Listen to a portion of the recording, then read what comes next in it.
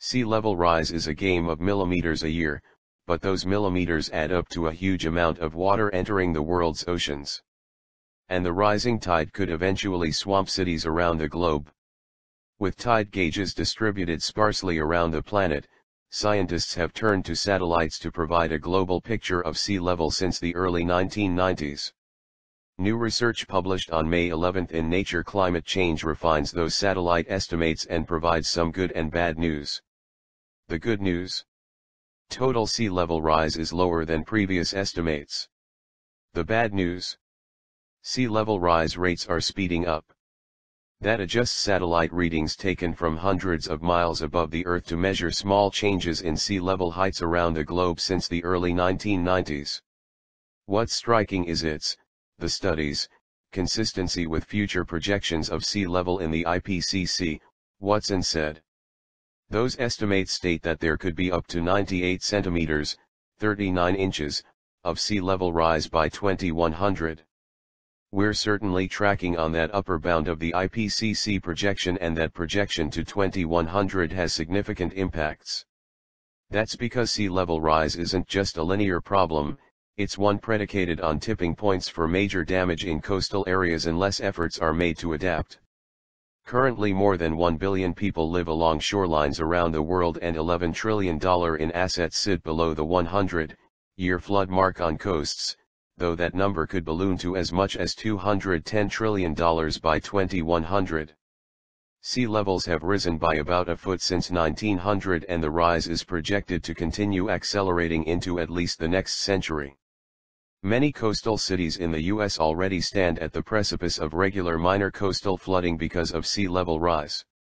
Some cities such as Baltimore and Honolulu have already taken the leap, with coastal flooding 10 times more likely than it was in 1930.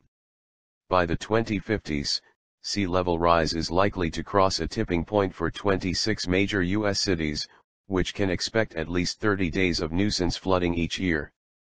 On a major flooding level, the impacts of sea level rise are also becoming apparent in big storm surge events such as Sandy when it roared ashore in the Northeast in October 2013.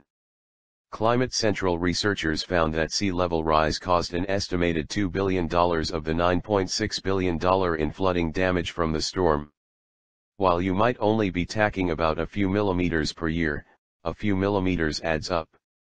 That few millimeters is a massive amount of water and huge importance to society, Watson said. Watson said the new estimates could help policymakers identify sea level rise hotspots around the globe. Protecting those and other places from inundation now could save trillions of dollars. In addition, the more refined measurements of current sea level rise will help make future projections stronger. The revised rates agree quite well with our estimates and rates of rise over past 20 years, Carling Hay, a postdoctoral research at Harvard, said. Hay authored another sea level rise study published earlier this year that also showed sea level rise is accelerating. Her analysis covers the entire tide gauge record going back to the early 20th century and shows that the recent acceleration is a function of overestimating sea level rise rates in the early portion of the 20th century. In comparison, rates since the early 1990s have been higher. Watson's new work looks at the satellite record since 1993 and suggests the rub is likely the instruments aboard satellites.